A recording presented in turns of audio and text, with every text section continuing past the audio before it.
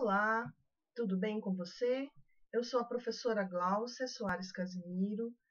Estarei com vocês nesse vídeo abordando a disciplina Prática Pedagógica Língua Estrangeira, Ferramentas para Comunicação Oral e Escrita. Nós estamos na aula 2 e vamos abordar neste momento o artigo científico escrito pela Maria José Corassini. Maria José Corassini é uma linguista, pesquisadora da área da língua inglesa e da área das línguas estrangeiras, e ela escreveu um artigo intitulado Entre Adquirir e Aprender uma Língua, Subjetividade e Polifonia. Então, neste momento, eu gostaria que vocês abrissem esse material no seu ambiente virtual de aprendizagem, na aula 2, que vocês têm acesso ao artigo científico de Maria José Corassini. Então, vamos discutir um pouco. Ela fez uma entrevista com 10 pessoas para desvendar como essas pessoas aprendem a língua estrangeira na prática. Alguns alunos dizem que as aulas da escola, as aulas que eles aprenderam durante o ensino fundamental e o ensino médio, não são suficientes para aprender, por exemplo, o inglês. Outros já dizem que sim, que são suficientes. Então, eu gostaria que nesse momento você pegasse o artigo que nós vamos ler página a página e desvendar a teoria de Corassini baseada em Bakhtin, Karl Marx e Foucault. Vamos lá? Bom, ela pretende, então, construir o ideário de que a língua estrangeira ela pode ser aprendida de diversas formas, principalmente alunos autodidatas. Tem alunos que precisam do livro didático, do material didático, digamos assim, feito pela indústria, né, das editoras, mas tem alunos que aprendem sozinhos, por meio de filmes, por meio de músicas, por meio dos aplicativos da internet, dentre outros.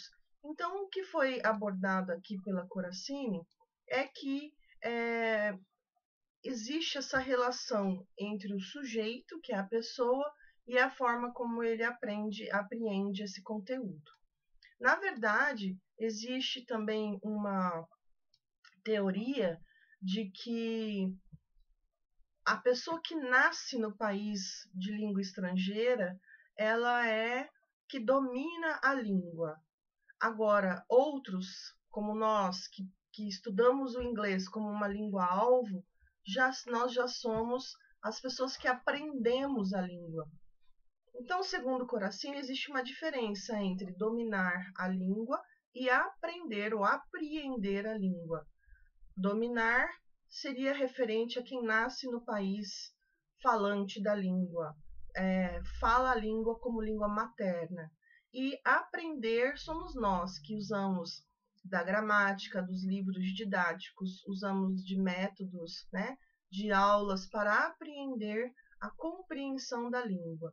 Então vamos lá, na página 1, Corassini fala sobre a discussão desse artigo difundido na escola e junto a professores de língua estrangeira, de que para se ensinar, portanto, a aprender uma língua, é preciso, de um lado, conhecer essa língua no sentido gramatical, que inclui o léxico, a morfologia, a sintaxe, e de outro, também a metodologia de ensino. Durante as nossas aulas, nós abordamos bastante essa questão da metodologia de ensino que ela se faz necessária, né? Estudamos aí a metodologia de ensino desde de 1880, 1890, que já vem com o método de gramática e tradução, e depois vai evoluindo, né, para o método científico, o método natural, o método direto, que surge em 1931 no Brasil, e outras abordagens. Nós falamos também nas nossas aulas presenciais sobre a abordagem comunicativa e agora em alta, na nossa década, as metodologias ativas. Então, Corazzini ela defende nessa primeira página o ideário de que é necessário que o professor tenha essa habilidade de gramática e também de método a ser passado para o aluno. Como é que você vai passar a língua para o aluno? Vejamos. Mas esse material didático, ela disse que apesar de ser da indústria, apesar de ser adquirido pelo aluno, vendido no Brasil e divulgado amplamente nas escolas de idiomas, nas escolas de ensino fundamental e médio, que não se faz obrigatório ter esse material para a aprendizagem da língua. Que existem, ela defende a ideia de alunos autodidatas, alunos, como eu já disse, que aprendem sozinhos, por meio de músicas, por meio de filmes, por meio de revistas, por meio da internet, eles vão adquirindo esse vocabulário e apreendem a língua de forma autodidata. Depois ela fala a questão das desnaturalizando crenças. Então, na década de 80, 1980, um linguista chamado Stephen Krashen, ele distingue a aquisição de aprendizagem defendendo a ideia de que se dizem atos comunicativos, de que apenas a língua dita materna é adquirida, as demais são aprendidas, como eu já disse para vocês. Então, a primeira é adquirida com a língua materna, que se aprende com a mãe, com o pai, com os familiares. O bebê aprende a língua materna. Então, na verdade, ele adquire, né, como uma herança cultural dos seus pais, dos seus familiares, essa língua. Então, a primeira é adquirida inconscientemente, sem que o bebê ou a criança perceba que está aprendendo uma língua. Enquanto as pessoas que são estrangeiras daquela língua, eles já aprendem de forma consciente. Ele quer estudar, ele quer aprender aquela língua. E ele fala assim também, aliás, segundo Krashen, quanto mais conscientes forem as estratégias de aprendizagem, mais e melhor será o processo e os resultados. Daí o estudo de estratégias didático-pedagógicas, cognitivas e metacognitivas, fomentadas por pesquisas com aprendizes com o intuito de facilitar tal aprendizagem. Então, Stephen Krashen ele defende, né, essa ideia de que quem tem o interesse em aprender uma segunda língua precisa se dedicar e estudar a isso. Então, essa dicotomia foi também reforçada pelo psicanalista Melman. Segundo ele, só é possível saber a língua materna, as demais só é possível conhecer. Mais recentemente, em palestras, o mesmo psicanalista afirmou que a língua materna é aquela na qual se conta, diferentemente das demais, nas quais apenas contamos, por exemplo, números, de forma consciente. Mas como compreender a diferença entre saber e conhecer, segundo Melman? Então, saber parece-nos tem a ver com adquirir a língua, com nos constituir dessa e por essa língua, que é sempre cultura, que acolhe o bebê até antes de nascer, que fala do e para o sujeito. Em outro trabalho, Corazzini, que é a autora do texto, faz referência ao verbo saber num de seus sentidos caros aos portugueses, que remete ao sabor, ou seja, dar prazer. Então, a pessoa que ela apreende o ensino e a aprendizagem da língua, ela tem esse saber, esse prazer em aprender. Segundo os autores, é necessário que o sujeito, ou seja, o aluno, queira aprender uma segunda língua. Saber uma língua é muito diferente de conhecê-la. Saber uma língua quer dizer ser falado por ela, que o que ela fala em você se enuncia por sua boca como destacado a título do eu. Conhecer uma língua quer dizer ser capaz de traduzir mentalmente a partir da língua que se sabe, a língua que se conhece. Desde então, não falamos mais do mesmo lugar, nos comunicamos. Eu até costumo dizer, né, a vocês que quando você sonha, começa a sonhar em inglês ou pensar em inglês, você realmente está sabendo a língua, ou seja, você já aprendeu a língua. Então, quando é o momento que você sabe que você sabe a língua, o momento que você começa a pensar em inglês ou sonhar em inglês. Já aconteceu isso com você? Comigo já, várias vezes. Então, a língua parece haver algo comum com a língua. Por exemplo, uma língua estrangeira precisa ser apreendida em contextos formais ou institucionais. Muitos linguistas, muitos professores pensam dessa forma, que a língua só é ensinada em contextos formais, ou seja, dentro da escola. Mas nós sabemos bem que a nova geração aprende essa língua pela internet, pelos jogos, pelas músicas, não necessariamente dentro do espaço escolar. E ainda que se diga de forma recorrente que não se aprende uma língua na escola, referindo-se ao ensino fundamental e médio, como faz um dos participantes da pesquisa. Lembra que foram 10 participantes da pesquisa. O primeiro participante, ele fala que ele não aprendeu nada na escola de ensino fundamental e médio. Só que, ao mesmo tempo que ele fala que não aprendeu nada, ele relata que ele sabe fazer frases na afirmativa, na negativa, na interrogativa, por exemplo, usando o do, que é o verbo auxiliar do presente simples. Então, isso daí é muito complicado, porque o professor, às vezes, ele passa a aula inteira ensinando, explicando oralmente, né, fazendo esse trabalho oral da língua inglesa dentro de sala, e aí quando acaba a aula, o pai ou alguém pergunta para o aluno, e aí, o que você aprendeu hoje?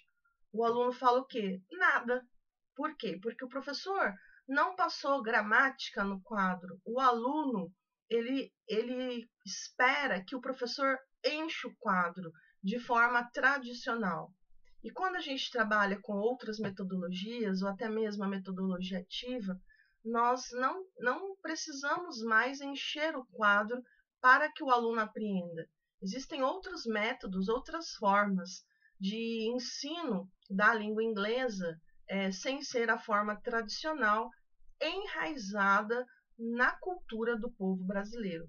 Infelizmente, nós vemos aí essa cultura do ensino tradicional passada, né, de gerações, dos seus avós, dos seus pais, até mesmo dos seus professores para você. Então, você espera que o professor também haja dessa forma. E quando a gente chega na universidade, a gente vê que a coisa é diferente, né? Os professores trabalham com metodologias ativas, o aluno ele passa a ser um mediador, o professor passa a ser um mediador e o aluno passa a ser o quê? Protagonista do processo de ensino e aprendizagem. Como hoje vocês devem ter lido, né, na pré-aula esse texto da Maria José Coracini, previamente, para que a gente possa discutir ao longo da aula e depois realizar a atividade do pós-aula. Vocês são protagonistas do processo de ensino e aprendizagem. Vamos continuar aqui com o texto. Então, na página 5, fala assim: antes de passar para o item seguinte, vale lembrar que, apesar de tudo, há pesquisadores que não fazem a dicotomia entre adquirir e apreender, que de certa forma pode se referir a saber e conhecer. Dicotomia que é considerada por Mellmann e também por Foucault. No caso de Foucault, ele nem sequer cogita em discutir a questão das línguas, mas em distinguir essas concepções. Conhecer aponta para os ambientes formais em que a razão e, portanto, a consciência predomina, enquanto saber se refere a processos inconscientes. As experiências de vida em contextos, portanto, informais. Aí nós temos outros autores, que falam sobre isso. E agora, na página 6, acompanha aí comigo. É possível aprender uma língua estrangeira na escola ou fora dela? Essa é a pergunta. O que você acha? Pensa aí. Você acha que você aprendeu uma língua estrangeira, no caso o inglês, no seu ensino fundamental e no seu ensino médio?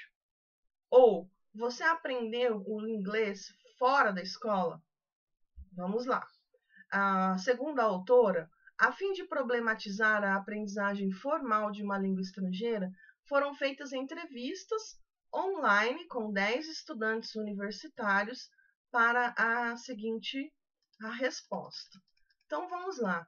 A hipótese da autora, ela se baseia em G, que é um autor, na introdução de sua obra Situated Language and Learning, A Critique of Traditional Schooling, depois de apresentar brevemente a mudança ocorrida em seu posicionamento como professor e pesquisador.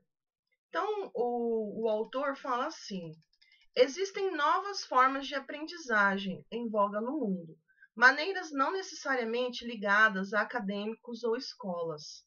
Essas formas são, à sua maneira, tão especiais, técnicas e complexas quanto as formas acadêmicas e escolares, mas são motivadoras para muitas pessoas para quem a escola não era. Então, segundo o autor, existem diversas formas de aprendizagem, sim. O que se queira obter com as entrevistas era o relato de experiências, muito próximo às histórias de vida desses universitários entrevistados. Então, as perguntas feitas foram: que línguas você sabe? Você as aprendeu na escola? Escreva como se estivesse falando com todos os detalhes. Como você aprendeu essa língua? Como você procedeu? Tudo o que lembrar, por favor. Então, foram feitas essas perguntas no ato da entrevista com os 10 estudantes universitários para compor, então, esse artigo científico que estamos estudando. Obtivemos respostas, ao mesmo tempo, semelhantes e diferentes. Semelhantes porque todas se referem ao autodidatismo, na aprendizagem de uma ou mais línguas, entendendo que o autodidata não aprende a língua em ambientes formais. O autodidata aprende a língua em casa, no computador, no cinema, na rua. Então, ele aprende a língua em todas as formas, ouvindo música, como eu já disse, assistindo filmes, com aplicativos da web. O autodidata, ele apreende a língua-alvo de todas as formas possíveis. E respostas semelhantes, ainda porque, embora não tendo aprendido na escola, em contexto formal de aprendizagem, os participantes da pesquisa se serviram de estratégias semelhantes àquelas em uso nesse contexto. Por exemplo, 3 dos entrevistados seguiram um curso pela internet. Outros, embora não reconhecendo o valor do que aprenderam na escola, se serviram de algum modo dos aspectos gramaticais que lhes foram transmitidos nesse contexto institucional. Então, vamos ver a resposta do primeiro aluno entrevistado. Olha só o que ele responde. É claro que eu tive inglês no ensino fundamental e médio. No entanto, não se aprende muita coisa nesse inglês da escola, entre aspas. Apesar de que não posso negar que tenha aprendido como escrever sentenças nas formas interrogativa, negativa e afirmativa. Por exemplo, eu aprendi na escola que em alguns casos é necessário usar o auxiliar do, que é o verbo auxiliar, para fazer uma pergunta. Mas nunca fiz curso de inglês em escolas pagas, como Cultura Inglesa, FISC, entre outros. Esse foi o aluno Valério que respondeu.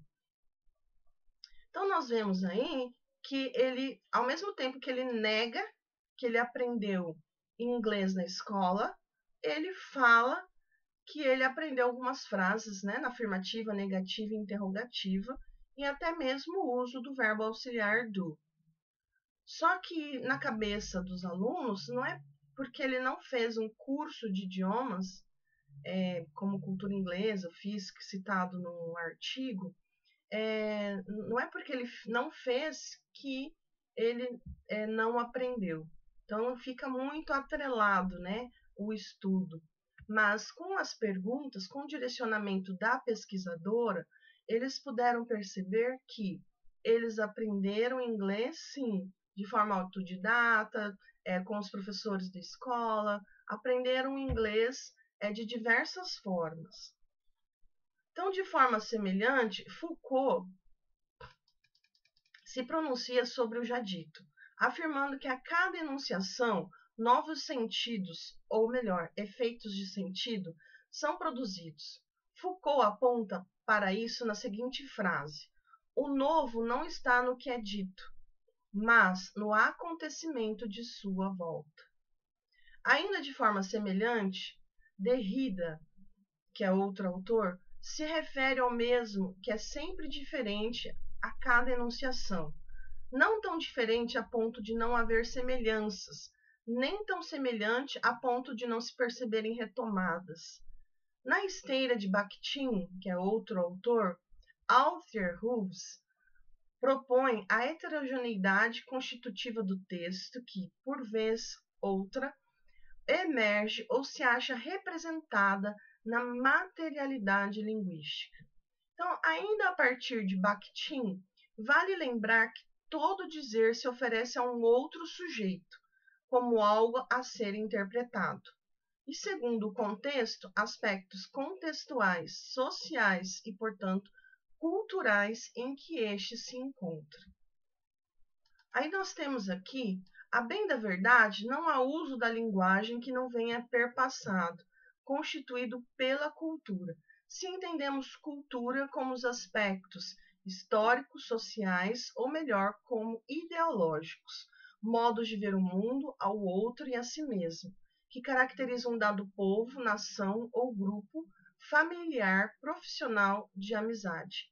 Poderíamos ainda entender cultura, à semelhança de Bakhtin, denominam ideologia, conjunto de ideias que constituem toda e qualquer relação dialógica. Ora, segundo Bakhtin e Voloshinov, a comunicação humana cotidiana se dá inevitavelmente por ideias.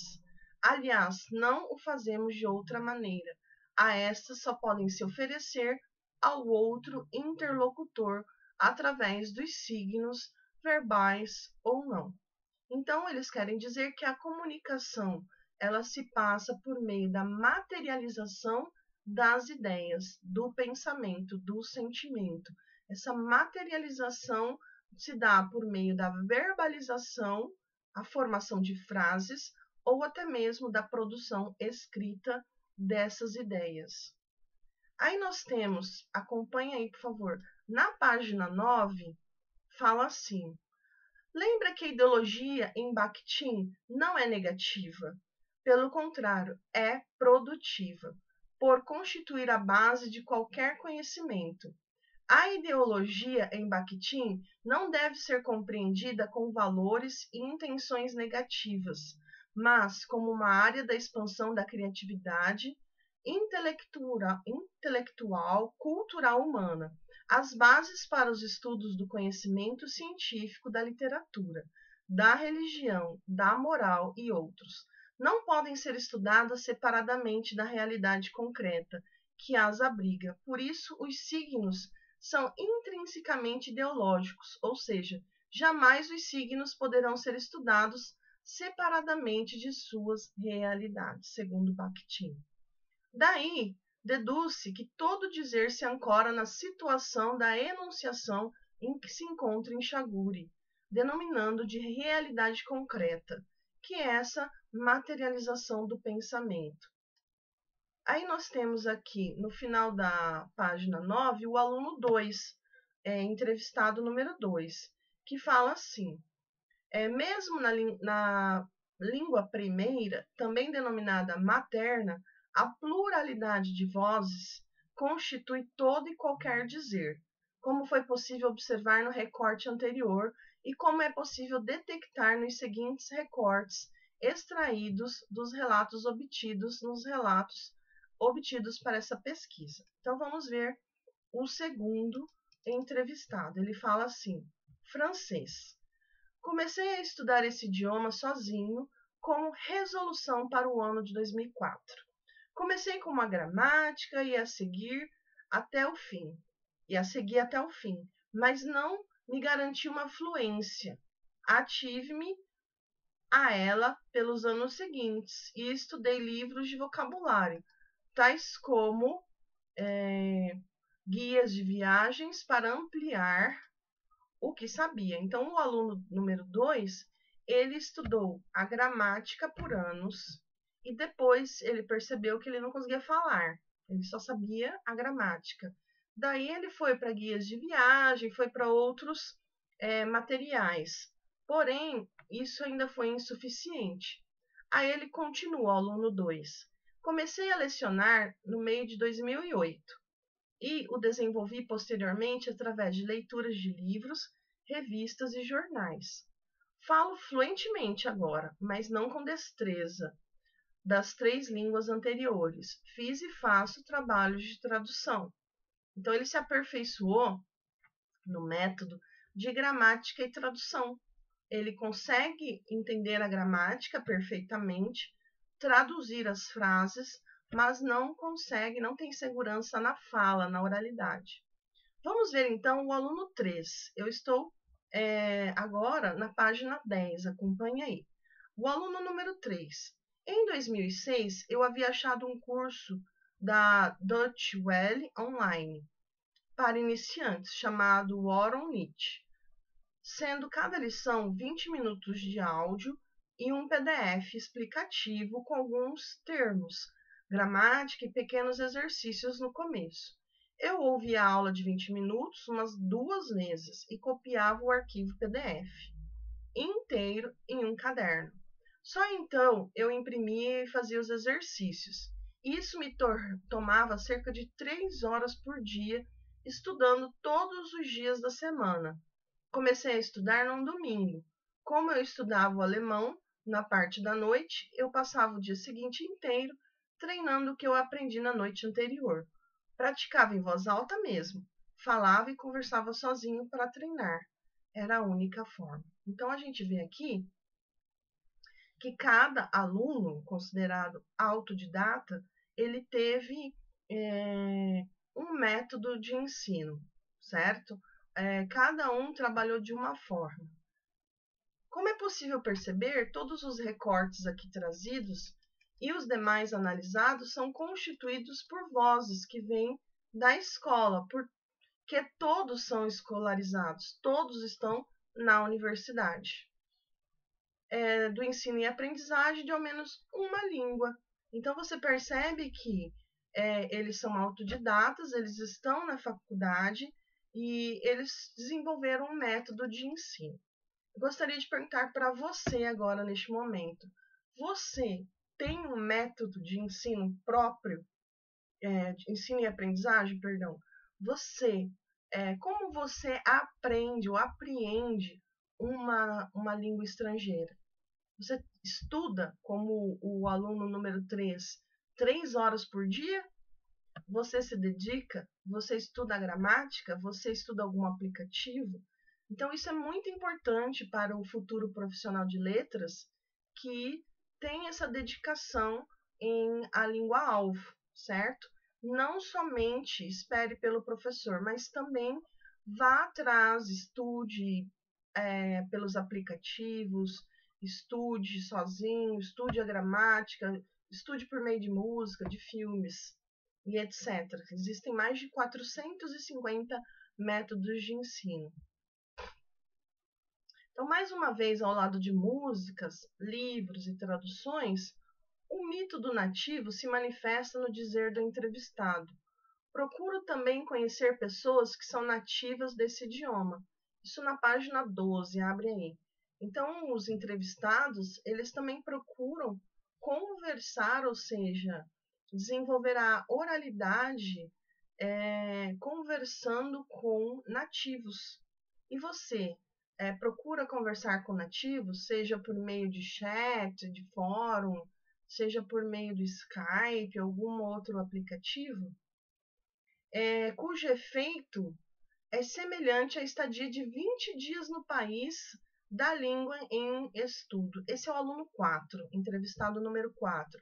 Ele faz o quê? Procura conversar com nativos e ele alega que isso tem um benefício de como ele estivesse 20 dias num país nativo, só conversando, né? Sem gastar, sem custo, e ao mesmo tempo está praticando a língua. É interessante. Então, com relação a isso, vale a pena retornar à historieta trazida por Praze, que é um autor. Logo no início de seu texto, a autora inicia narrando uma história de almanaque, que, segundo ela, aponta para um encontro um tanto particular e absolutamente bem-sucedido com uma língua estrangeira. Todas as crianças da geração da autora conheciam essa história.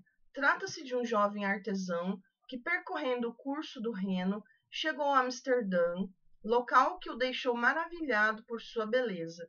Palácios suntuosos, rodeado por flores que caem das janelas. Pergunta a um passante quem seria o proprietário de tal palácio, mas o faz, evidentemente, em sua língua materna. Porque nada se sabe da língua do outro. O passante, por sua vez, não entendendo o que o artesão lhe pergunta, responde em sua língua materna. Caniversian, o que significa não entendo. O artesão interpreta a palavra ouvida como sendo o nome do proprietário. A mesma resposta se repete todas as vezes em que ele faz alguma pergunta a um nativo do local, movido pelo espanto da tamanha beleza e da riqueza do lugar. A admiração por esse tal Canaverstan era tal que ele, pobre e cansado de tanto trabalhar, dizia a si mesmo quão feliz seria se tivesse a possibilidade de, ao menos uma vez na vida, se encontrar no lugar desse rico e feliz Canaverstan. Tal sensação de tristeza por não ser como ele e de satisfação diante da ideia, sonho, de por um dia pelo menos ser como ele, se aplacou quando viu passar um cortejo fúnebre, cheio de pompa. A sua pergunta sobre quem estaria sendo enterrado, ele obteve a mesma resposta de sempre, Caniverstan.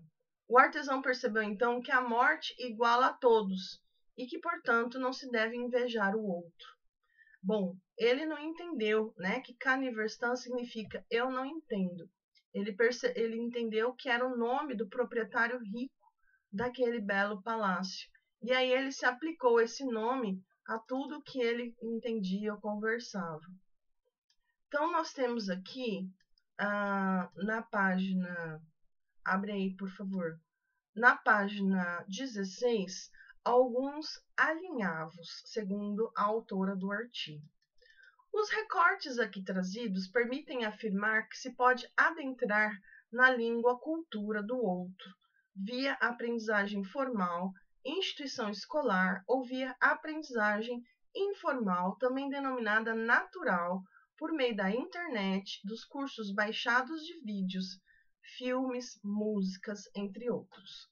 Como fazem os participantes da pesquisa. Mas, como já apontamos, sem o desejo de querer apreender, nada acontece. É claro que o desejo que se manifesta com o amor da e pela língua pode e deve ser provocado pelo professor, pelo pai, no caso de Jonas, cujo pai sabia o alemão, pela mãe, em outros casos, pelo namorado, no caso de Regina, que se interessou pelo catalão porque achava lindo ouvir seu namorado falar essa língua, conforme ela mesma explicita. Conheci o catalão por causa do meu ex-namorado. Ouvi ele falando, li algumas coisas e achei a língua maravilhosa. Me apaixonei e resolvi estudar por minha conta. Paixão que se desdobra no namorado e na língua, na leitura e na audição, na decisão, que é o corte impossível e necessária ao mesmo tempo. Esses casos indiciam que o desejo de aprender é sempre o desejo do outro, o que pode ser lido pelo menos de duas maneiras: o desejo que o sujeito dirige ao outro e que vem do outro. É ainda o desejo do outro que explica, segundo Revus, o desejo das línguas, que pode ser infindável, porque se dirige a um número grande de línguas, como ocorre com Jonas, que além de inglês e alemão, tentou aprender latim, grego, francês, italiano e outros participantes das pesquisas. Então, como você pode observar, a autora deste artigo deixa claro que os 10 entrevistados universitários, eles